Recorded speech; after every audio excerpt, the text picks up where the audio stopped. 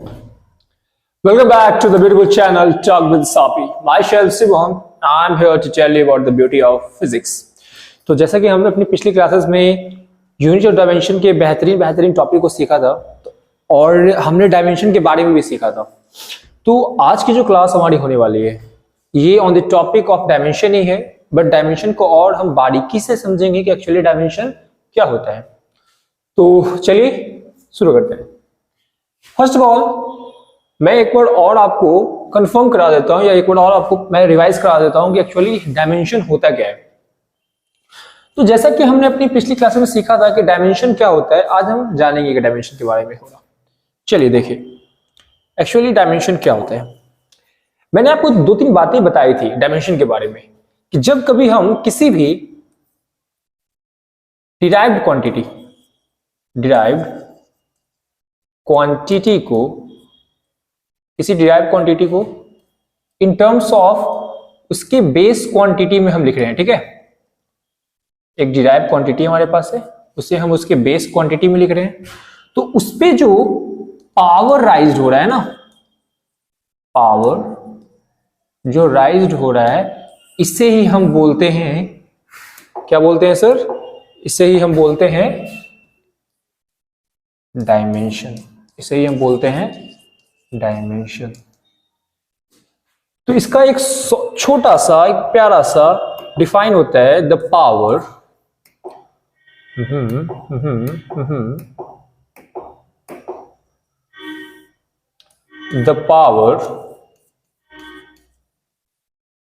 raised on the base quantity after deriving it from its derived quantity is termed as dimension. तो dimension का बहुत ही छोटा define है, इस बात को ध्यान रखिएगा। ये तो मैंने पिछली क्लास में को बताया था, बट आज की क्लास में मैं आपको क्या बताने वाला हूं इस पे हम थोड़ा सा ध्यान देते हैं, ठीक है। देखिएगा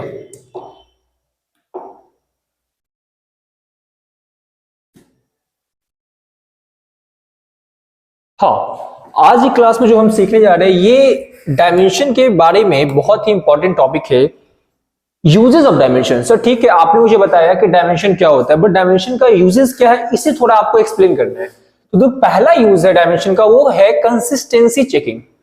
कंसिस्टेंसी चेकिंग यानी हम एक इक्वेशन देते हैं आपको, उसमें कंसिस्टेंसी मतलब उसमें जो टर्म्स दिए हुए हैं वो सही है या नहीं, उस पर चेक करते हैं। Formulation of and laws of equation, हम किसी इक्वेशन को बनाते हैं, फॉर्मुलाइज करते हैं, और यूनिट कन्वर्जन, इन तीनों चीज में बहुत ही तगड़ा इस्तेमाल होता है डायमेंशन का। चलिए इसके बारे में हम लोग थोड़ा थोड़ा सीखते हैं कि एक्चुअली ये क्या है और क्या नहीं है। चलिए सर, जो पहला टॉपिक हमारा है विच इज, हाँ कुछ पॉइंट याद रखना है, ठीक है। एक बार इसे चेक आप देख लीजिए, कुछ पॉइंट आपको याद रखने हैं डायमेंशन से रिलेटेड। पहला जो पॉइंट है बच्चा ये है कि इट, डायमेंशन का जो पॉइंट है, it does not give information about dimensional constant. एक बात बिल्कुल ध्यान रखना, अगर कोई बोलता है आपसे कि मेरे को बताओ पाई का डायमेंशन, उसे बोलना है कि pi is a constant value और जिसका डायमेंशन नहीं होता है, ये डायमेंशन लेस होता है, इसका डायमेंशन नहीं होता है। कोई बोलेगा आपको किसी भी कांस्टेंट वैल्यू का अगर कोई आपसे डायमेंशन मांगता है तो उसे बोलिए कि उसका डायमेंशन लेस होगा, वो एक डायमेंशन लेस क्वांटिटी होगा, डायमेंशन लेस। कोई समस्या? कोई भी न्यूमेरिकल वैल्यू का डायमेंशन पूछ दे वो डायमेंशन लेस है, ठीक है। इस बात का बिल्कुल ध्यान रखिएगा। The second most important thing is that the formula containing trigonometric function, exponential function, etc cannot be derived. आप जो डायमेंशन पढ़ रहे हो इस डायमेंशन से आप कभी भी trigonometric formulas, function, exponential function और लॉगरिथमिक फंक्शन को आप डिराइव नहीं कर सकते हो। और यहाँ पे एक बात को आपको बिल्कुल ध्यान रखना है जिसे मैं आपको थोड़ा बताता हूं, समझिए। यहाँ पे अगर कोई आपसे बोलता है, एक पॉइंट बिल्कुल इंपॉर्टेंट है, इसे आप ध्यान रखिएगा, अगर कोई भी व्यक्ति आपसे बोल रहा है कि हमें आप ये बताओ, देखो यहां पे लिखा हुआ है बच्चा, यहां पे साइन, और इसके अंदर कुछ भी रहे, ये मुझे पता नहीं है कि इसके अंदर क्या है, इसके अंदर कुछ भी रहे, तो यहां पे इस बात का बिल्कुल आपको ध्यान रखना है कि ये साइन जो आपने लिखा है, ये जो साइन आपने लिखा है, ये साइन पूरा आपका क्या होगा, डायमेंशनलेस। ये पूरा क्या होगा आपका, डायमेंशनलेस। उसके साथ साथ इसके अंदर जो भी कंटेन होगा, ये भी क्या होगा बच्चा आपका, dimensionless. Dimension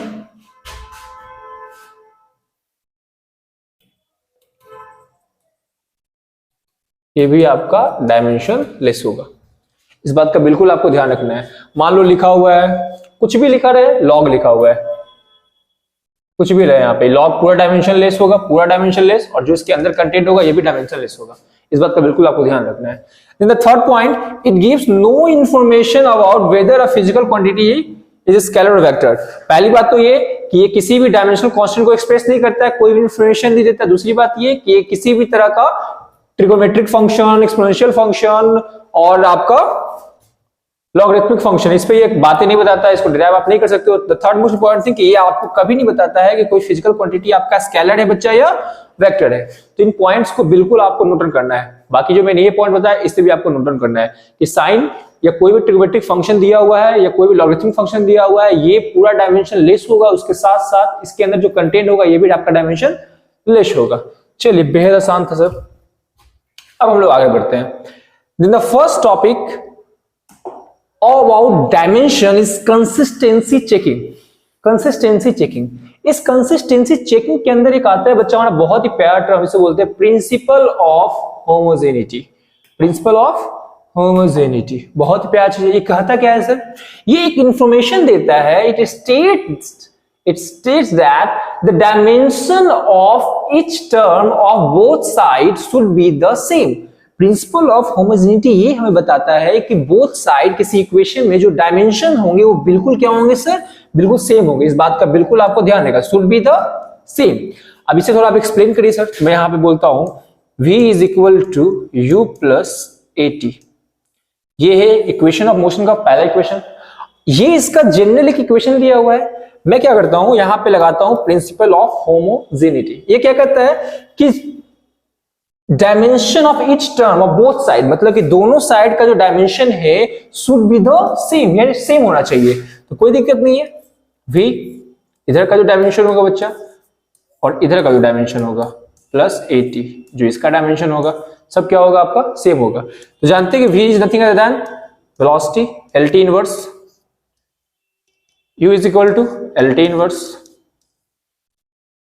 A is equal to LT square inverse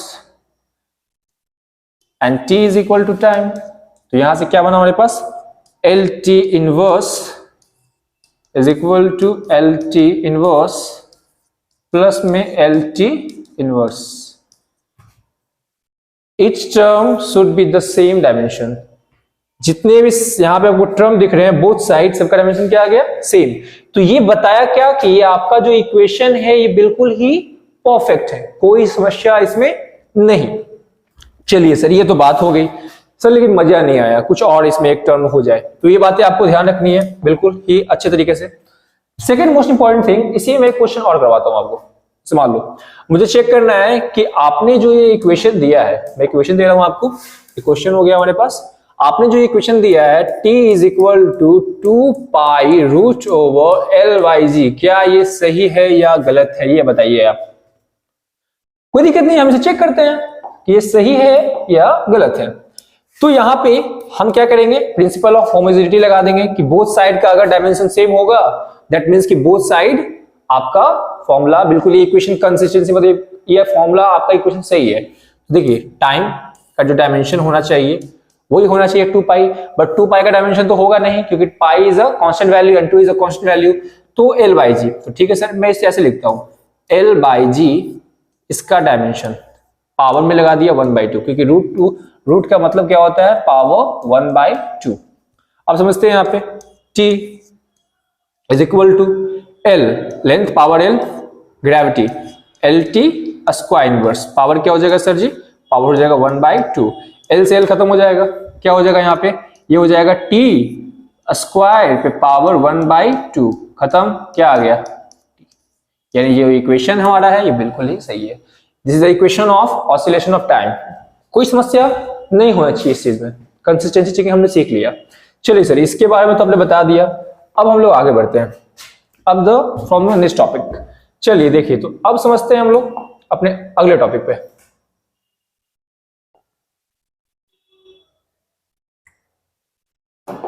चलिए, the next one is formulation laws and equation. इस बात को थोड़ा आपको समझना होगा कि ये डायमेंशन में हम इसे कैसे इस्तेमाल करते हैं। किसी भी फॉर्मूला को बनाना, इक्वेशन को बनाना एक डायमेंशन से हम सीख सकते हैं।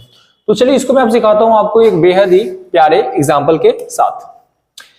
जैसे मान लो, ठीक है, जैसे मानना है भाई तेरे को, फिजिक्स क्या है, मानने की बात है और जानने की बात है।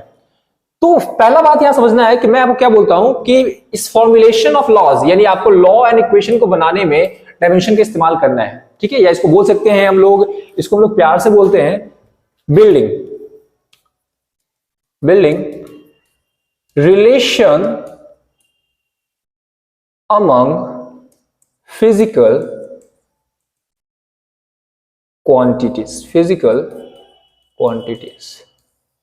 यानी इसमें हम सीखेंगे क्या, इसमें हम सीखेंगे मतलब कि फिजिकल क्वांटिटीज के बीच में क्या रिलेशन है, उसे कैसे हम एक इक्वेशन के फॉर्म में बिल्ड कर सकते हैं।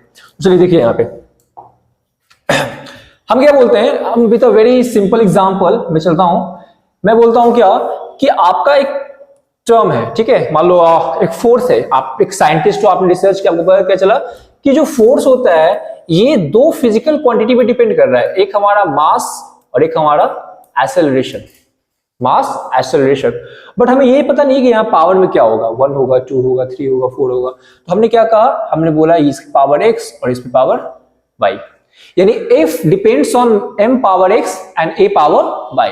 तो इसे हम ना एक इक्वेशन फॉर्म में दे देते हैं, ऐसा लिखते हैं हम लोग, क्या लिखते हैं, f is directly proportional to mx and f is directly proportional to a by।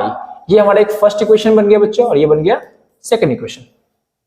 अब यहां समझो, इन दोनों इक्वेशन से एक इक्वेशन हमने यहां जनरेट किया, f is directly proportional to m power x and a power y। Then f is equal to, proportional sign हटेगा तो कांस्टेंट आएगा, m power x and a power y, and this equation become your third equation. Now come to the main point. अब हम आते हैं अपने hashtag main point पे। Hashtag main point समझना। अब क्या करना है आपको using both side equation, using dimension both side, आपको बोथ साइड डायमेंशन का इस्तेमाल करना है सर। चलिए तो क्या करेंगे सर हम लोग, f dimension,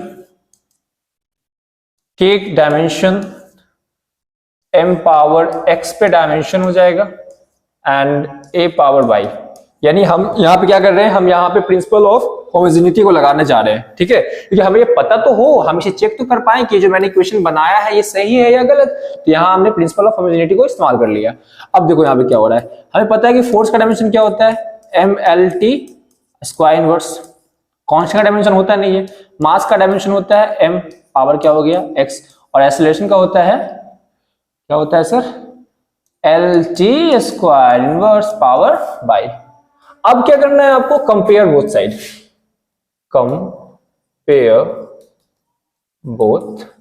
both side compare कीजिए आप। इधर मास कितना हो गया आपका, m पावर 1 हो गया, और इधर मास कितना हो गया आपका, m पावर x हो गया। x कितना आ गया, 1। Basis same, power automatically same. Second one is that, यहां मैं करता हूं क्या, l power 1 is equal to l power y, then y is equal to 1। तो यहां से आपके पास x भी 1 आ गया और y भी 1 आ गया। Now put the value of x and y in equation third put कर दीजिए सर।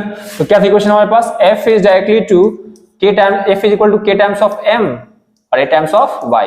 तो f is equal to k times of m power 1 and a power 1। That means कि फोर्स का फॉर्मूला क्या बन गया यहाँ से, f is equal to k times of m into a। एक बात मैंने पहले ही बता दिया है कि डायमेंशन कभी भी आपको कांस्टेंट वैल्यू के बारे में नहीं बताता है, यह बात आपको क्लियर हो जानी चाहिए। तो ये बहुत ही बेटर चीज है डायमेंशन, कहीं ना कहीं इस चीज को आप नोट डाउन कर लेना, आप देख लेना कैसे हुआ क्या हुआ, इस चीज को आपको देख लेना है कैसे मैंने इस चीज को बिल्ड किया। चलिए सर ये तो एक बात हो गई, ठीक है। अब मेरे को आप ना इसी पर एक और क्वेश्चन को बताइए, तो बहुत मजा आने वाला है। एक और क्वेश्चन हम देखते हैं। जैसे मैं क्या बोलता हूं, मैं बोलता हूं कि टाइम आपका एक फिजिकल क्वांटिटी है, ये डिपेंड कर रहा है आपका लेंथ पावर a और ग्रेविटी पावर b पे, gravity power b, length power a and gravity power b। तो देखो मैं ना यहीं पे एक प्यारा सा इक्वेशन को डेवलप कर लेता हूं, ठीक है। तो मैं बोल सकता हूं ऐसे कि t is directly to l power a and t is directly to g power b। तो इन दोनों से एक इक्वेशन बनेगा सर, वो इक्वेशन क्या हो जाएगा, t is directly to l power a and g power b, then t is equal to l power, sorry for that, then t is equal to k times of L A and G B. That become your third equation. This is your first equation, this is your second equation and that is your third equation. अब क्या करना है भाई, using dimension both side या principle of homogeneity को लगा देना है, using dimension both side, using dimension both side। देखो क्या हो जाएगा, t डायमेंशन लगा दिया अपन, कांस्टेंट का डायमेंशन होता नहीं है, l का डायमेंशन हो जाएगा कैपिटल L a और g का डायमेंशन हो जाएगा LT स्क्वायर इनवर्स, पावर के अंदर हो जाएगा भैया b। चलिए अब देखो यहाँ पे, यहाँ सब t है तो मैं लिख सकता हूँ ऐसे m power 0 l power 0 and t power 1। कोई समस्या, चलो मैं थोड़ा इसको क्लियर लिखता हूँ, ठीक है। m power 0 l power 0 t power 1 is equal to l power 1। अच्छा एक बात है, यहाँ पर मैं ना क्या करता हूं ना, मैं दोनों साइड से कॉमन ले, तो बेसिस सेम, पावर क्या हो जाएगा, ऐड हो जाएगा। तो l कितना हो जाएगा, a प्लस b। बहुत आसान है सर, मजा आ गया। t क्या है आपका, t पावर क्या हो जाएगा आपका, और -2b।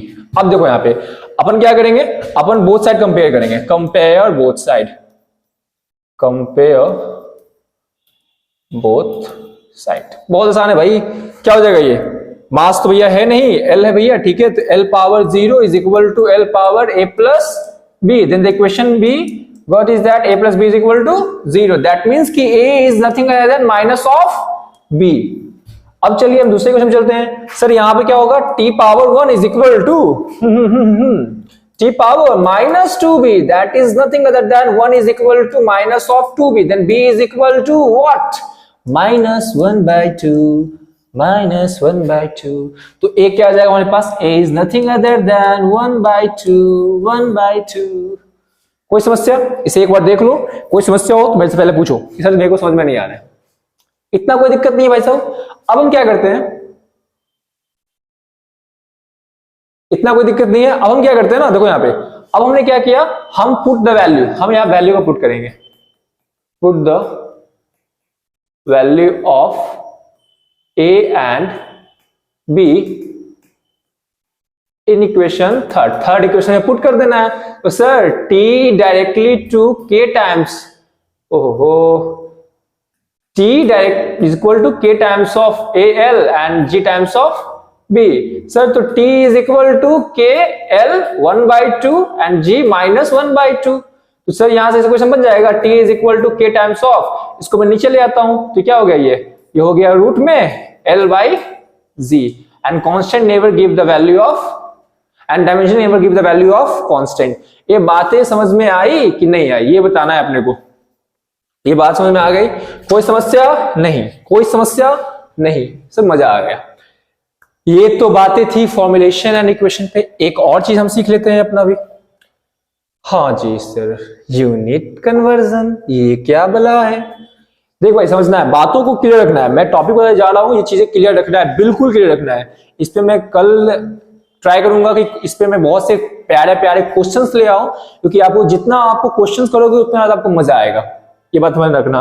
एक बात और जो इन्फॉर्मेशन बातें मैं बता देता हूं, पहले एक इन्फॉर्मेशन है, सिंपल सा एक छोटा सा इन्फॉर्मेशन है जिसको आपको ध्यान रखना है। इंफॉर्मेशन बेसिकली पूरी दुनिया इंफॉर्मेशन में चल रहा है, ठीक है, आपको भी चलना चाहिए, मुझे भी चल रहा हूं। इंफॉर्मेशन ये है कि मैंने जैसे कि इस चैनल को जब मैं बनाया हूं तो मेरा एक इंटेंशन क्या है कि इस चैनल पे तो एक तो वो बच्चे जो कि क्लास 9th में होंगे, क्लास 10th में होंगे, क्लास 11th में होंगे, क्लास 12th में होंगे, उन सबको मैं ना फ्री में एकदम तगड़ा वाला फिजिक्स पढ़ाने वाला हूं, ठीक है, एकदम ऐसा फिजिक्स मजा आ जाएगा, स्वाद आ जाएगा, ठीक है ना। तो इसमें मैं पहले तो ये बात कि मैं एक फ्री फिजिक्स पढ़ाऊंगा बच्चों। दूसरी बात ये कि मैं इस पे अभी फिलहाल मैं इस पे एक वीडियोस डाल रहा हूं सीरीज के रूप में, बट मेरा मेन इंटेंशन है कि जो बच्चों को जेई और नीट के प्रिपरेशन कर रहे हैं उनको जो फिजिक्स में टफनेस फील होता है, I am going to deal with this, क्योंकि ये बड़ा मजेदार चीज होता है, ठीक है। फिजिक्स अगर आपने हो गया तो आपका एक बहुत ही बड़ा पार्ट जेई और नीट से मजा आ जाता है। तो ये बात ध्यान रखना है कि इस चैनल पे जो है आप जो नए हैं उनको बता रहा हूं कि 9th 10th और 11th 12th का फिजिक्स होगा और जेई और नीट लेवल तक का फिजिक्स हम इस पे सीखेंगे, ठीक है, डन। अब चलते भैया, ये तो बातें आपने बता दी, जो मेन बात है वो बताओ, क्या बात है सर? तो देख लीजिए एक बार क्या बात है। यूनिट कन्वर्जन, यूनिट कन्वर्जन ये किस बला की नाम है, ये बताइए। अब ये क्या होता है समझाइए भैया। तो देखो सर, थोड़ी बातों को समझते हैं गहराई से। यूनिट कन्वर्जन, अच्छा एक बात बताओ, मैंने आपको पहले ये क्लास में बताया था कि क्या बताया था सर, थोड़ा फिर से बता दो। हाँ सर, मैंने बताया था कि किसी भी फिजिकल क्वांटिटी को हम n और u के फॉर्म में लिखते हैं। n stands for the magnitude and u stands for the unit। अब अगर मैं बोलता हूं आपको कि 1 kg में कितने ग्राम, तो क्या बोलते हैं 1000 ग्राम। दैट मीन्स कि 1 is your n1, kg is your n2। हाँ बोलते हो गला, देखो 1 is your n1 and kg is your u1, 1000 is your n2 and g is your u2। क्या ये दोनों बराबर होगा? Sir n1 u1 is equal to n2 u2, मतलब कि अगर एक सिस्टम में जो वैल्यू है दूसरे सिस्टम में जाएगा तो वो बराबर ही होगा, कोई समस्या नहीं। ये बातें बिल्कुल आपको समझ में आ गई, चलिए बहुत काम देगा भी नहीं ये। अब देखो यहाँ पे मैं क्या करता हूं मैं किसी भी एक फिजिकल क्वांटिटी को लेता हूं भैया और क्या बोलता हूं, ऐसे बोलता हूं, समझना।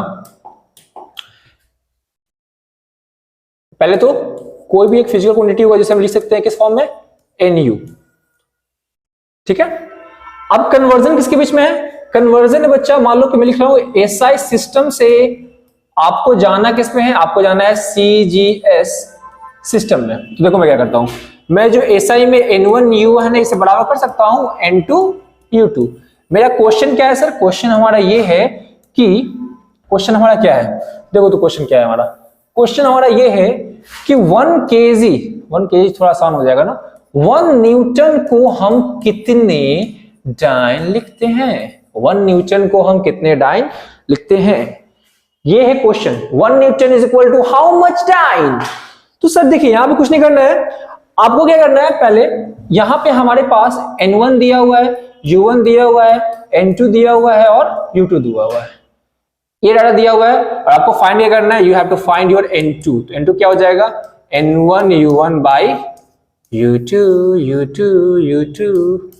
N1 U1 by U2। तो ये क्वेश्चन आपके लिए कल के लिए है, आपसे हम मिलेंगे अब अगली क्लास में, तब तक के लिए लाइक सब्सक्राइब कर दीजिए और पढ़ाई कीजिए, ठीक है। Follow, subscribe and learn talk with सापी। Good night, take care, bye bye.